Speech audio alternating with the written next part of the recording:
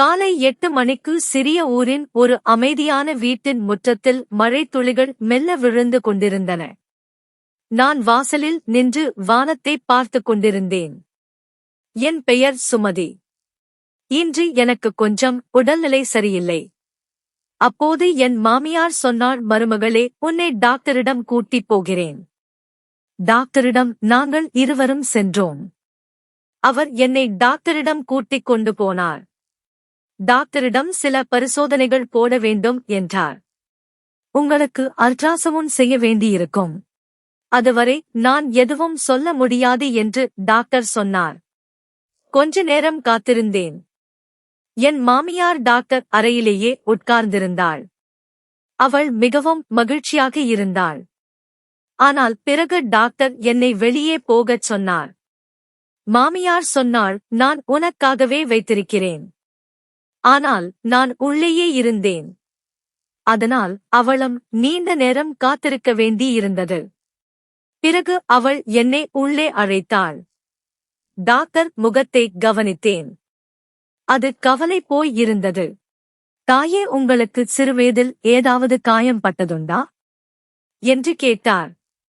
இல்லை doctor sir, ஏன் இப்படி கேட்கிறீர்கள் என்றேன் நான். ஏனென்றால் உங்களுக்கு ஒரு மோசமான செய்தி சொல்ல வேண்டியிருக்கிறது என்றார் அவர். நான் கேட்டேன், என்ன செய்தி? நீங்கள் ஒருபோதும் தாயாக முடியாது. குழந்தை பெறுவதற்கான வாய்ப்பே இல்லை. இது ஒரு பிறவிக் கோளாறு. இதை விரிவாக விளக்க முடியாது. இதுவரை சொன்னதே போதும்.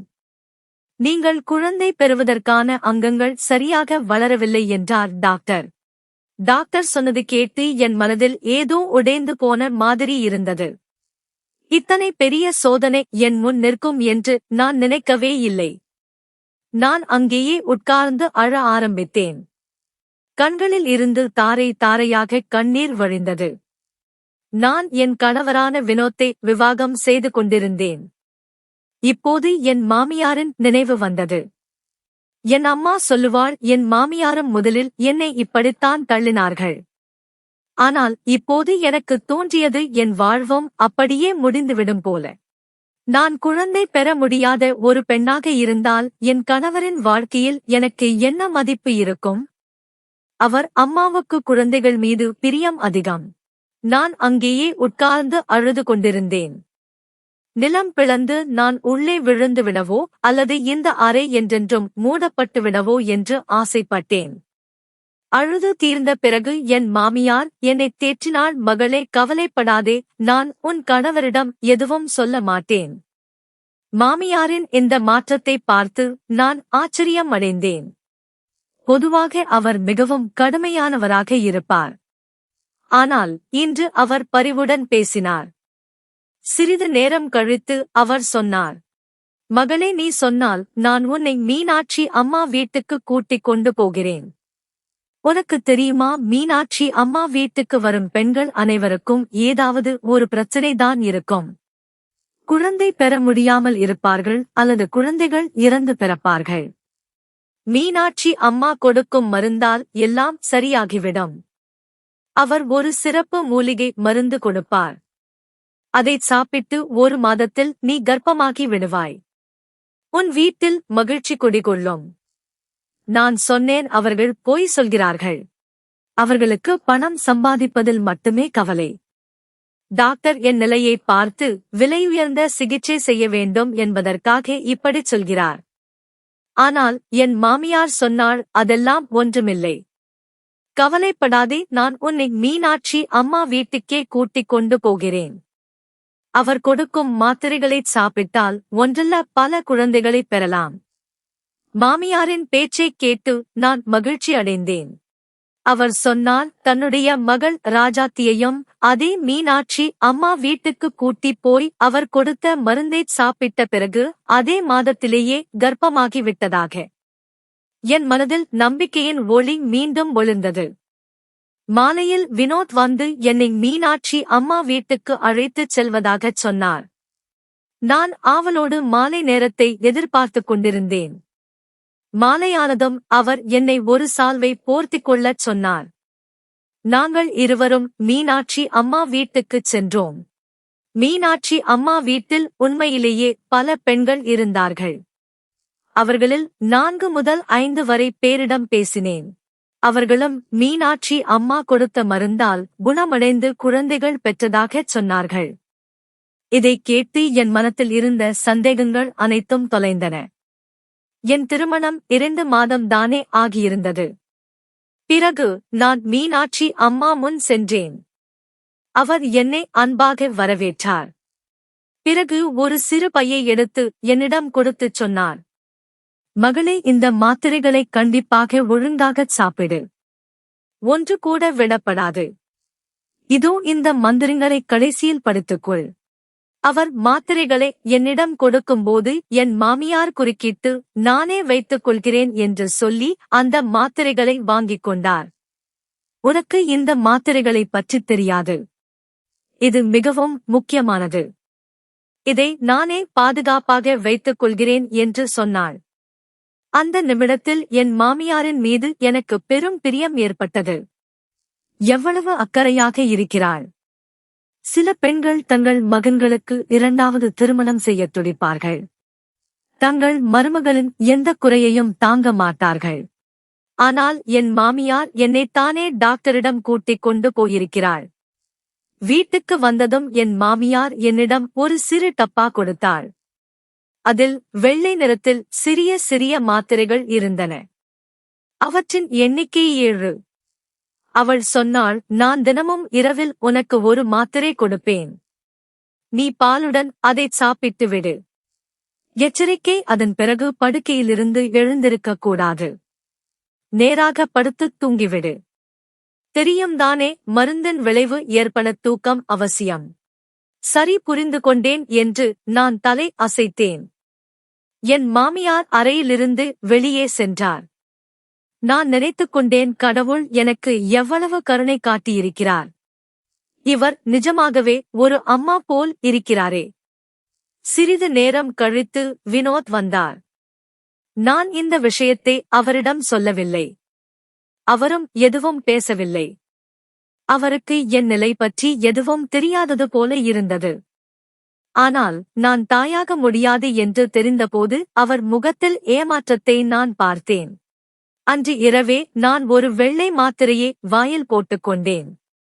மாத்திரை வாயில் போட்ட உடனேயே என் உடல்நிலை குன்றியது. நான் ஏதோ விஷப்பொருளை விழுங்கிவிட்ட மாதிரி இருந்தது. ஆனால் என் குழந்தைக்காக இத்தனையாவது செய்ய வேண்டும் என்று நினைத்து மிகவும் சிரமப்பட்டு அந்த மாத்திரையை விழுங்கினேன். இப்போது காத்திருப்பது மட்டும்தான். இந்த கஷ்ட நேரம் கடந்து நான் என் கணவருக்கு நல்ல செய்தி சொல்ல எப்போது வாய்ப்பு கிடைக்கும் என்று. அடுத்த 2 முதல் 3 வரை நாட்கள் சரியாக கடந்தன. ஆனால் நான் ஒரு விஷயத்தால் மிகவும் குழப்பமாக இருந்தேன். நான் காலையில் எழுந்தால் என் சட்டையில் கருப்பு நிற கரைகள் இருப்பதைக் கண்டேன். அந்த கரைகள் எப்படி வந்தன என்று புரியவில்லை. இதனால் தவிர என் தலை கனமாக இருக்கும், முழு உடலிலும் வலி இருக்கும். இந்த விஷயம் என்னை மிகவும் குழப்பத்தில் ஆழ்த்தியது. ஆனால் நான் என் மாமியாரிடம் எதுவும் சொல்லவில்லை. அவர் மீண்டும் என்னை எந்த டாக்டரிடமும் கூட்டிக் கொண்டு போகக்கூடாது என்று பயந்தேன். அவர் என்னைப் பற்றி மிகவும் கவலைப்படுகிறார். இன்று நான் மிகவும் மகிழ்ச்சியாக இருந்தேன். ஏனென்றால் என் மாத்திரை பாட்டியை நிறைவு செய்யும் நாள் வந்துவிட்டது. என் கையில் இப்போது கடைசி மாத்திரை மட்டுமே இருந்தது. இரவு வந்ததும் இன்று கடைசி மாத்திரையைச் சாப்பிட்டுவிட்டு படுத்துக் கொள்வேன் என்று நினைத்தேன். அதன் பிறகு விரைவில் நல்ல செய்தி கிடைக்கலாம் என்று எதிர்பார்த்தேன்.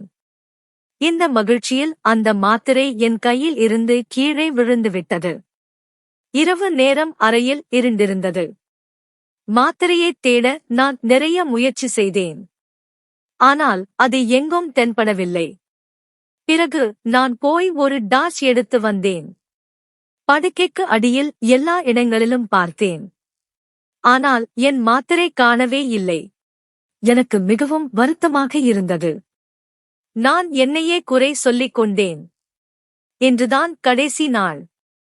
எல்லா முயற்சியும் வீணாகிப் போய்விட்டது.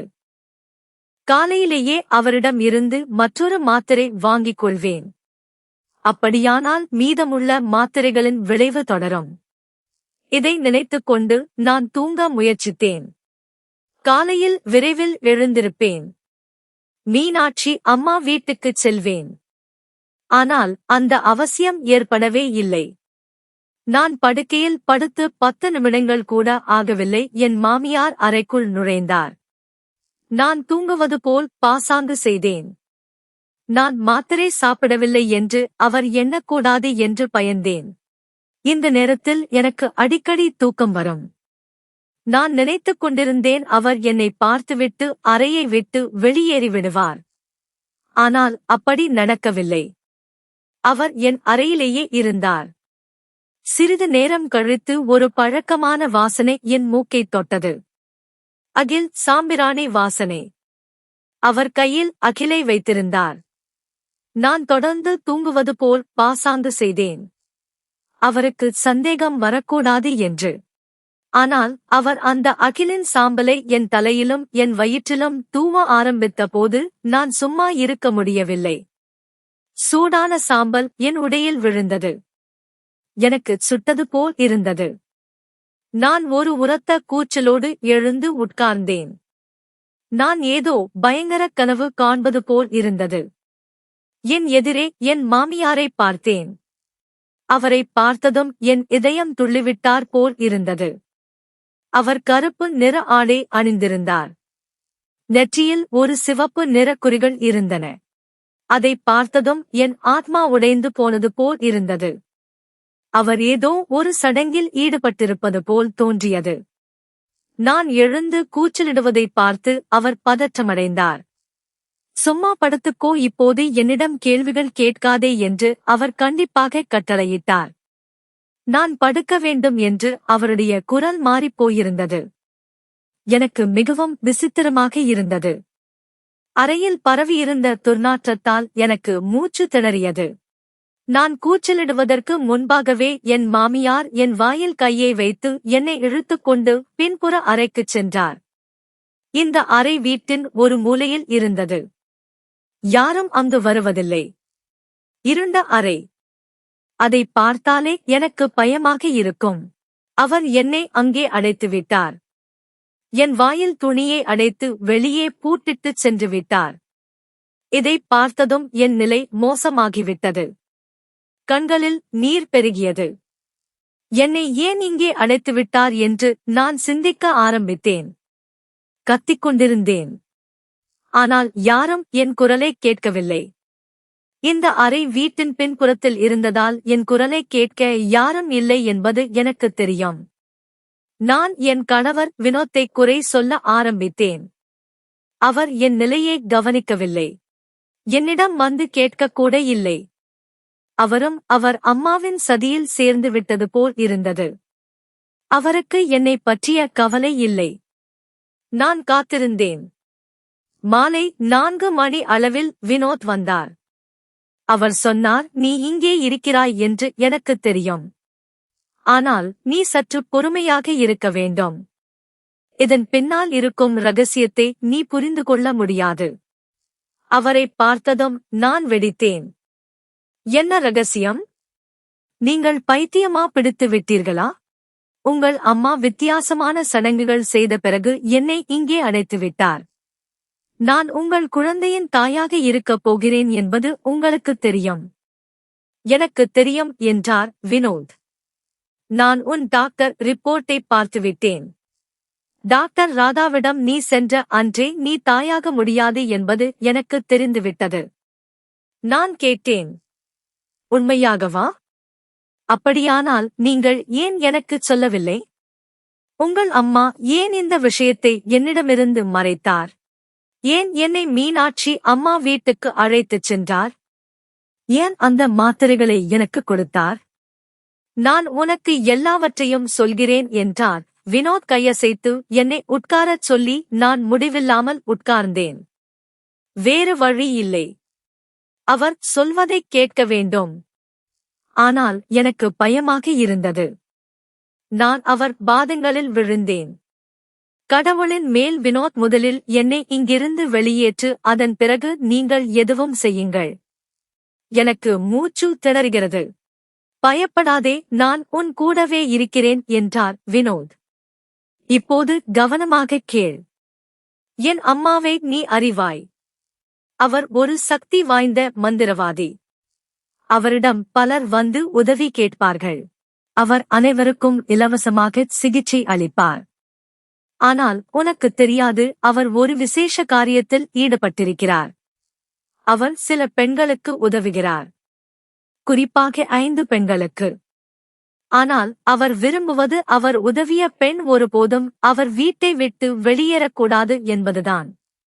அதாவது அவரைப் போலவே அவளும் ஆகிவிட வேண்டும். அதற்காக ஒரு சிறப்பு சடங்கு செய்ய வேண்டும். அவர் என் திருமணத்தை உன்னுடன் நடத்தியபோது என்னிடம் ஒரு வாக்குறுதி வாங்கினார். நான் என் விருப்பத்தின்படி திருமணம் செய்து கொள்கிறேன். ஆனால் திருமணத்திற்குப் பிறகு உன்மீது இந்தச் சடங்கைச் செய்ய அவருக்கு அனுமதி அளிக்க வேண்டும். இதனால்தான் நான் அவர் முன்னால் எதுவும் பேச முடியவில்லை. ஏனென்றால் அவர் என் வேண்டுகோளை ஏற்றுக்கொண்டார். உன்னை எனக்கு மனைவியாக அனுமதித்தார்.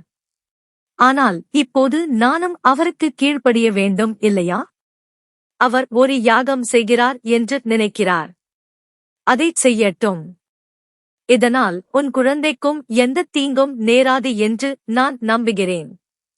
ஆனால் எனக்குத் தெரியும், என் அம்மாவின் நோக்கம் நல்லதுதான். அவர் மற்ற பெண்களுக்கு உதவ விரும்புகிறார். என் கணவரின் கதையைக் கேட்டு நான் கத்தினேன். நீங்கள் பைத்தியமா பிடித்து விட்டீர்களா வினோத்? வேடிக்கை காட்டாதேயும். உங்கள் அறிவுக்கு என்ன நேர்ந்துவிட்டது? கடவுளின் கட்டளை என்ன? ஒரு பெண்ணின் மீது இப்படி ஒரு சூனியச் சடங்கு செய்வதா? அவர் மற்றவர்களுக்கு உதவுகிறார் என்று சொல்கிறீர்கள். ஆனால் அவர் தன் சொந்த மகனின் வம்சத்தை அழிக்க முனைந்திருக்கிறாரே.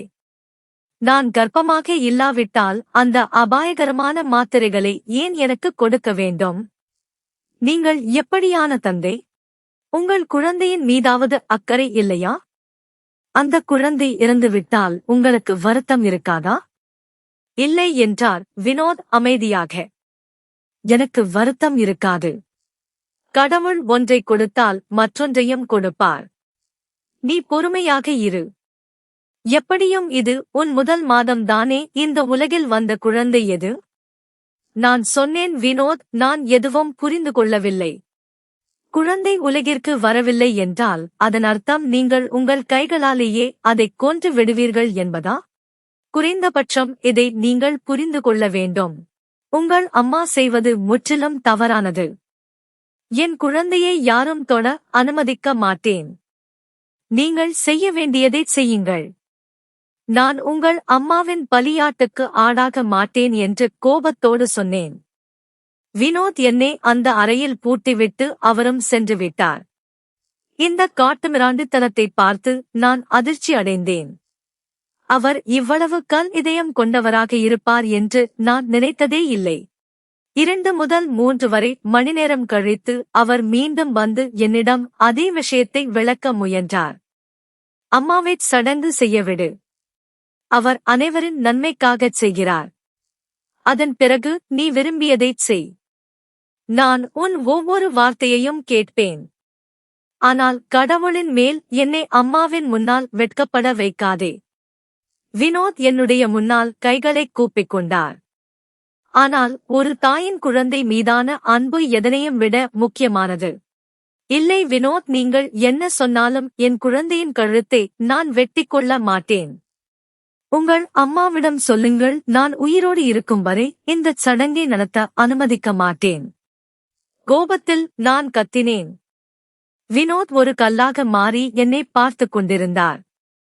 அவர் என் குழந்தை மீது நான் கொண்டுள்ள அன்பை உணர்ந்ததாகத் தோன்றியது. அவர் முகத்தில் வருத்தம் தெரிந்தது. அவர் வெட்கப்படுகிறார் என்பதும் தன் அம்மாவிடம் மாட்டிக்கொண்டார் என்பதும் தெளிவாகத் தெரிந்தது. அதே நேரத்தில் அவர் எழுந்து வெளியே சென்றார். நான் ஒரு பெரும் மூச்சு விட்டேன். ஆனால் அவர் மீண்டும் வந்தார், என் அறையை திறந்தார். வெளியேறி இந்த வீட்டிலிருந்து எவ்வளவு தூரம் போக முடியுமோ அதை விட்டு வெளியேறு. இல்லை என்றால் நான் உன் உயிரைப் போக்கி விடுவேன். பிறகு வினோத் என்னை தனது நண்பரின் வீட்டுக்கு அழைத்துச் சென்றார். என்னை சாலை வரை விட்டுவிட்டு இந்த பணத்தை வைத்துக்கொள். நானே உன்னை இங்கிருந்து அழைத்துச் செல்கிறேன். அம்மாவுக்கு ஒரு வெறி பிடித்துவிட்டது. அவள் உன்னை விடமாட்டாள் என்று சொன்னார். வினோத்தை விட்டுவிட்டு நான் என் சாமான்களை எடுத்துக்கொண்டு என் மாமியார் வீட்டிலிருந்து வெகு தொலைவு சென்றேன். என் மனதில் பிரார்த்தனை செய்து கொண்டிருந்தேன். நான் செல்லும் இடத்தில் உள்ளவர்கள் என்னிடம் நல்ல முறையில் நடந்து கொள்வார்கள் என்று. நான் அங்கு சென்றபோது அவரது மனைவி என்னை மிகவும் அன்பாக வரவேற்றார். என் கணவர் முன்னரே அவர்களிடம் நான் வருவதாகச் சொல்லியிருந்தார். அந்த குடும்பத்தினர் எனக்கு எந்தவிதமான சிரமமும் ஏற்படுத்தவில்லை. நான் 6 மாதங்கள் அங்கே அமைதியாக இருந்தேன். இந்த காலகட்டத்தில் வினோத் என் செய்தியை எடுக்கவே இல்லை. என் நம்பிக்கை சிதைந்து கொண்டிருந்தது. அவர் ஒருபோதும் திரும்பி வரமாட்டார் போல் தோன்றியது. ஆனால் ஒரு நாள் அவர்கள் என்னிடம் சொன்னார்கள், என் கணவர் என்னை அழைத்துச் செல்ல வருகிறார் என்று. நான் மகிழ்ச்சியால் துள்ளிக் குதித்தேன். என் கடைசி மாதம் நடந்து கொண்டிருந்தது. இந்த நாட்களில் ஒரு பெண்ணுக்கு அவள் கணவரின் தேவை இருக்கும். அவள் தன் துயரத்தை பகிர்ந்து கொள்வாள். தன் வலியின் துணையாக அவரை உருவாக்குவாள். வினோத் வந்தபோது அவர் முகத்தில் கவலை இருந்தது. அவர் பல வருடங்கள் வயதானவராகத் தோன்றினார். வந்தவுடன் என் முன்னால் கை கூப்பினார். என்னை மன்னித்துவிடு, கடவுளின் மேல் என் அம்மாவையும் மன்னித்துவிடு. அவர் கண்ணீர் விட்டுக் கொண்டிருந்தார். என்ன நடந்தது என்று நான் கேட்டேன். அப்போது வினோத் என்னிடம் சொன்னார், அம்மா தனது செயலுக்கு தண்டனை பெற்றுவிட்டார். அவருக்கு நடந்தது அவரை முற்றிலுமாக அழித்துவிட்டது. அவர் விசித்திரமான விஷயங்களை பேசுகிறார். மக்கள் அவரை பார்த்து சிரிக்கிறார்கள். அவர் வாழ்க்கையின் போராட்டத்தில் தோல்வி அடைந்துவிட்டார். இந்த வார்த்தைகள் என்னை அதிர்ச்சி அடையச் செய்தன. என் கணவரின் வார்த்தைகளைக் கேட்டு நான் என் மாமியாரை மன்னித்து விட்டேன். மன்னிப்பதற்கு முடியாத ஒரு குற்றமாக இருந்தாலும் வாழ்க்கையின் கடைசி நாட்களில் நான் முழுமையாக அவரை கவனித்துக் கொண்டேன். அவர் திரும்ப திரும்ப மன்னிப்பு கேட்டுக்கொண்டிருந்தார். ஆனால் அவர் எத்தனை பேரின் இதயத்தை நோகடித்திருக்கிறாரோ. அவரது மரணம் மிகவும் வேதனையாக இருந்தது. இந்த நிலையை பார்த்ததும் எனக்கு வருத்தமாக இருந்தது. நான் மனதில் உறுதி செய்து கொண்டேன், நான் என் வாழ்நாளில் ஒருபோதும் எந்த மனிதனின் இதயத்தையும் நோகடிக்க மாட்டேன். நான் ஒருபோதும் சூனியச் சடங்குகள் செய்ய மாட்டேன். வாழ்க்கையில் ஏமாற்றத்தின் மேகங்கள் சூழ்ந்தாலும் நான் கடவுளிடமிருந்து நம்பிக்கையை இழக்க மாட்டேன். இந்த கதை பிடிச்சிருந்துச்சு அப்படின்னா லைக் அண்ட் ஷேர் பண்ணுங்க. கீழே இருக்க கமெண்ட் பாக்ஸ்ல உங்களுடைய கருத்துக்களை பதிவிடுங்க. நன்றி.